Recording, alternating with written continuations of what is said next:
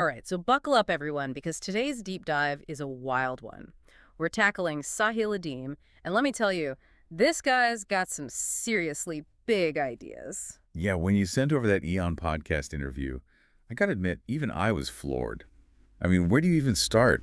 The Quran, physics, dopamine. It's a lot to process. It really is, and that's not even getting into his whole deal about staying anonymous. Like, is that just to add to the mystique or what? Right. It's kind of like a litmus test, almost. He's saying if you're really here for the ideas, the personal stuff shouldn't matter. Interesting. So no distractions, just pure intellectual firepower. But that begs the question, what are these big world-changing ideas he's pushing? Well, for starters, he's all about taking the Quran literally. No metaphors, no allegories, just straight up what you see is what you get interpretation. Okay, so that's different. But then he throws physics into the mix. How does science even fit into interpreting a religious text? It's like oil and water, right? You'd think so, but he sees them as totally intertwined. He's basically saying the Quran is a science textbook disguised as a spiritual guide.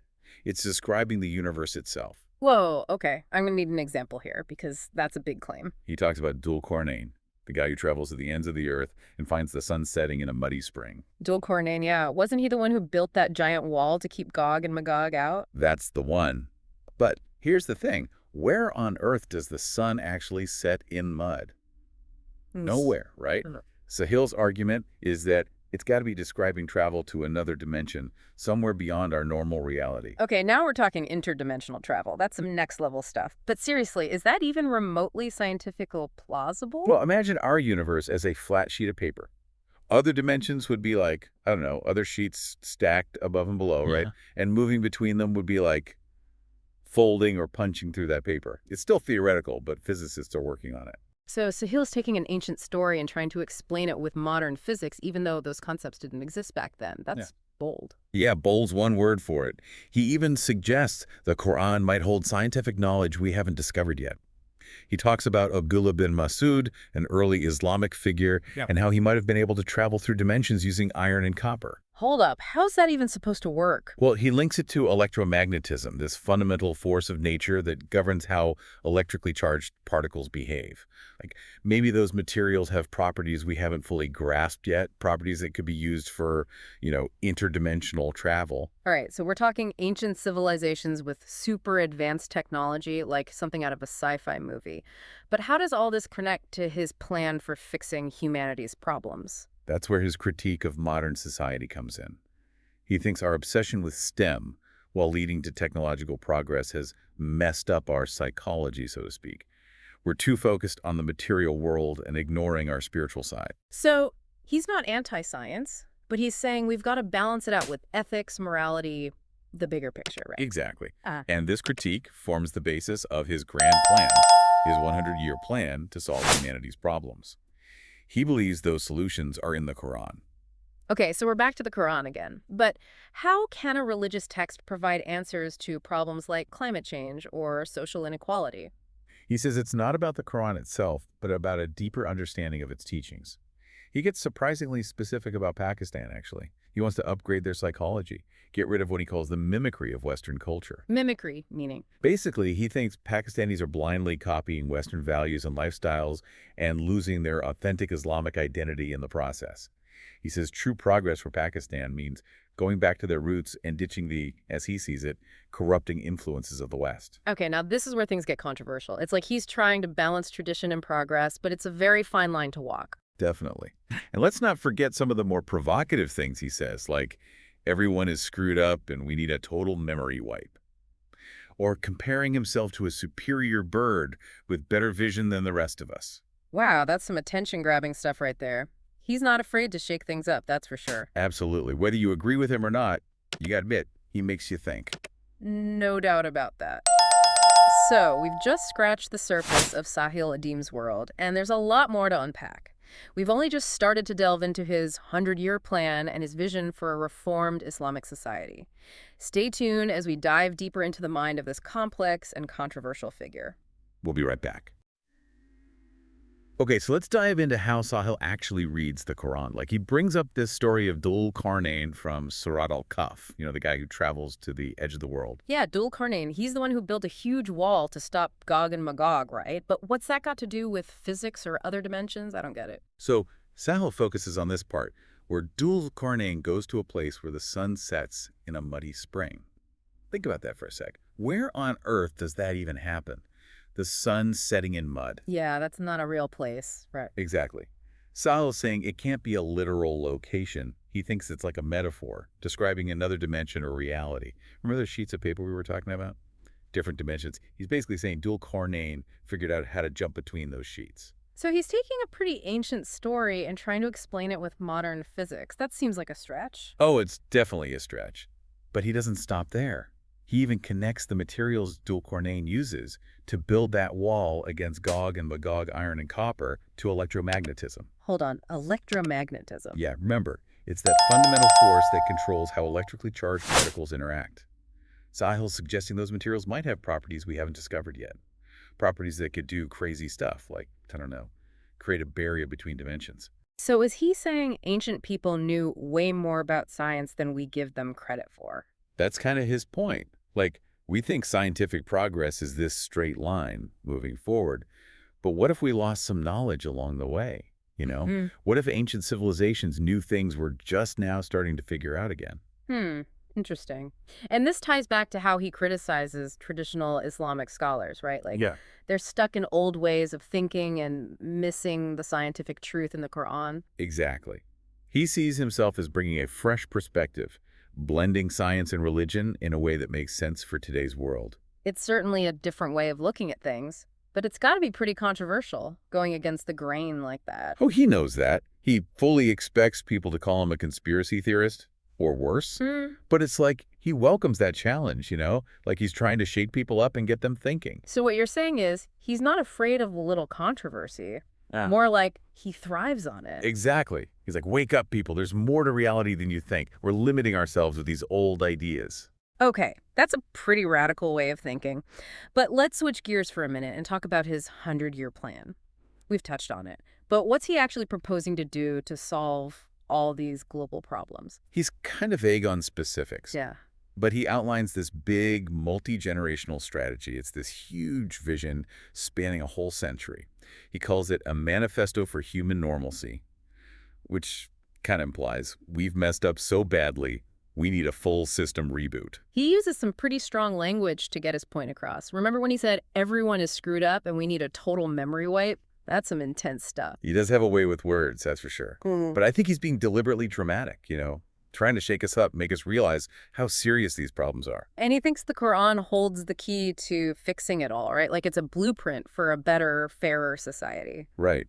He says the answers are all there in the Quran, for everything from climate change to inequality to corruption. The hard part isn't finding the solutions, it's understanding them and applying them to our crazy modern world. That makes sense. But how does that work with all the different interpretations of Islam out there? How can one book have all the answers for such a diverse group of people? He thinks the problems in the Muslim world today stem from straying from the true teachings of Islam. Like people are too focused on rituals and strict rules and have lost sight of the core spiritual and ethical values. So it's about stripping away all the layers of interpretation that have built up over time and going back to basics. In a way, yes. But he also stresses the need for critical thinking and reason. It's not about blind faith or following authority without question. In fact, he calls out some traditional scholars for being too focused on defending Islam against critics instead of engaging in meaningful self-reflection. So he wants a more intellectually engaged and spiritually vibrant kind of Islam, one that isn't afraid to ask tough questions and grapple with the complexities of the modern world. Exactly. He wants Muslims to really engage with their faith, not just go through the motions. It's a fascinating mix of old and new, tradition and modernity. He's definitely not easy to put in a box, which makes him all the more intriguing. You got that right. He challenges everything we think we know about science, religion, and society. All right, so we've covered a lot of ground here. From Sahil's unique take on the Quran to his vision of a totally different kind of Islamic society. But there's one piece missing. His focus on Pakistan. Why is that country so central to his 100-year plan? What's so special about Pakistan? That's the million-dollar question, and it gets to the heart of his ideas about culture and change. He actually calls Pakistan a weird group of Muslims. Weird. That doesn't sound very complimentary. It's not meant to be an insult. Yeah. He's using it to highlight how Pakistan has this unique blend of influences, being a relatively young nation, still figuring out its identity. So this weirdness is both a problem and an opportunity. Exactly.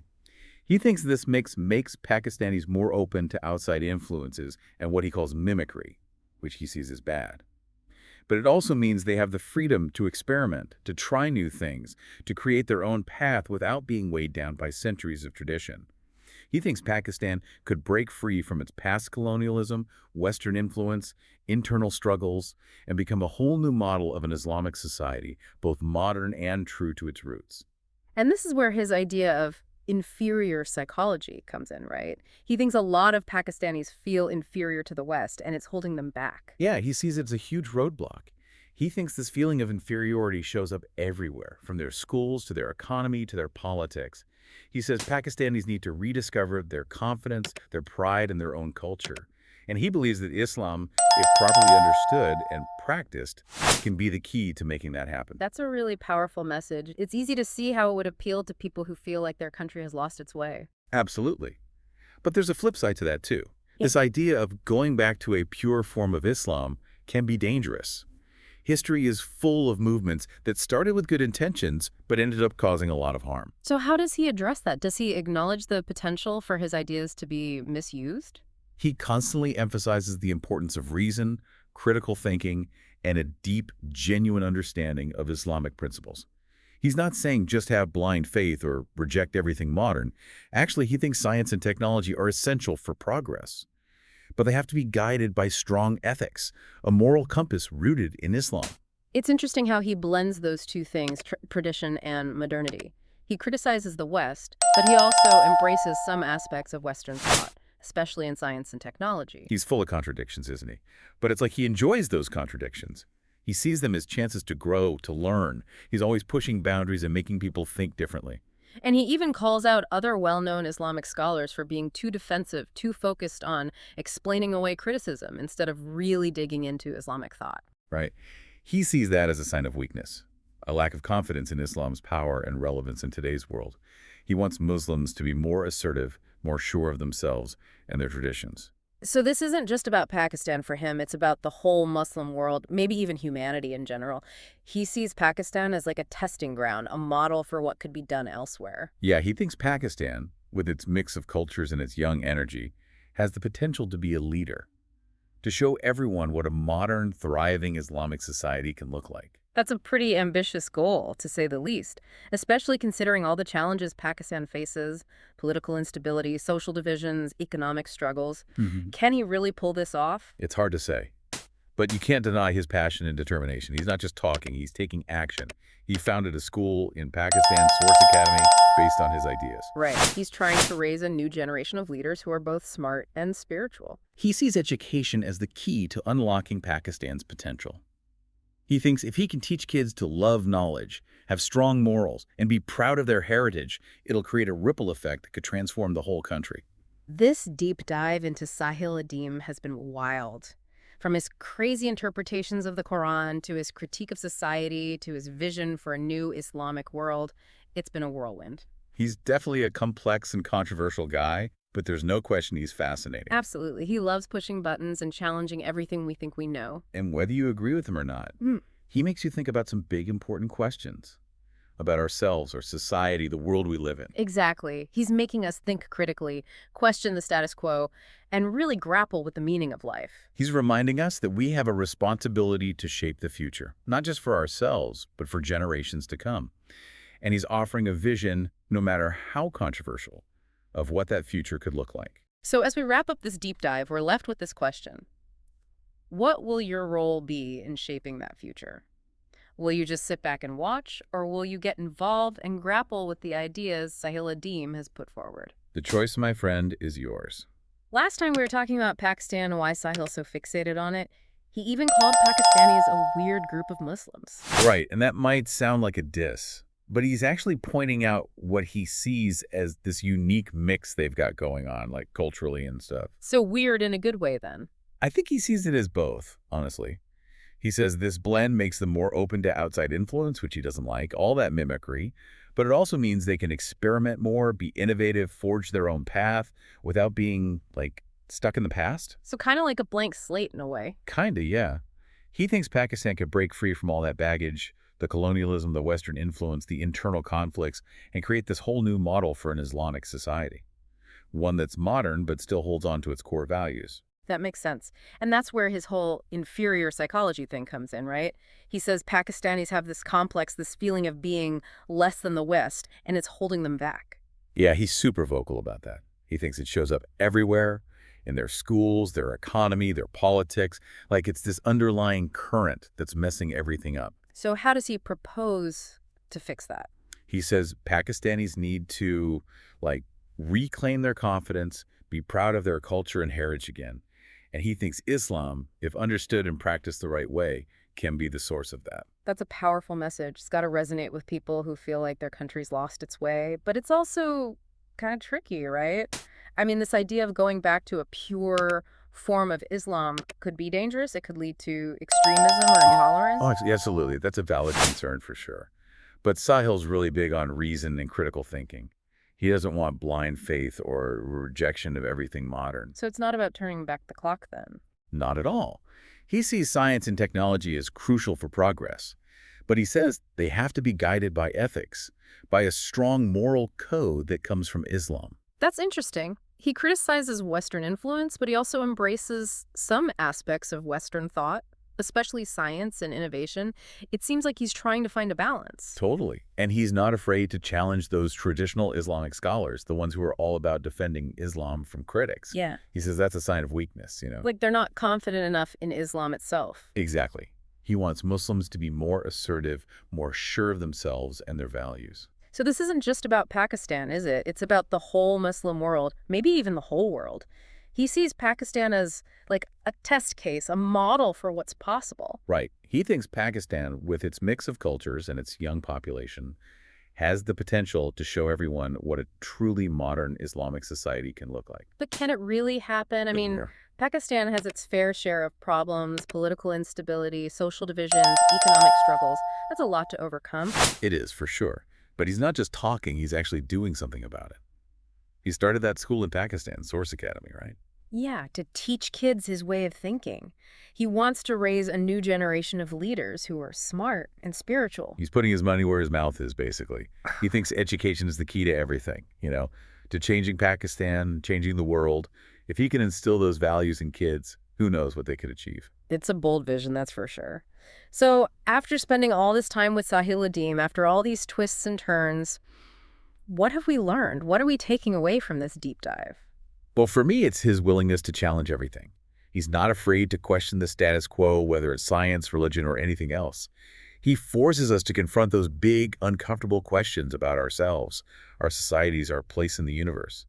And even if you disagree with him, you got to admire that kind of intellectual courage, right? I agree. And he reminds us that we have a responsibility to shape the future. It's not just about us, it's about the generations that come after us. He might be controversial, he might rub some people the wrong way, but he's making us think. He's pushing us to engage with these big ideas, and that's never a bad thing. Exactly. So, to wrap things up, I guess the question is, what are we going to do with all this? Are we going to sit back and let the world happen to us? Or are we going to roll up our sleeves and get involved? Are we going to be part of the solution or part of the problem? That's the challenge he leaves us with, and it's a challenge worth taking on. So thanks for joining us on this wild ride through the mind of Sahil Adim. Until next time, keep those brains buzzing.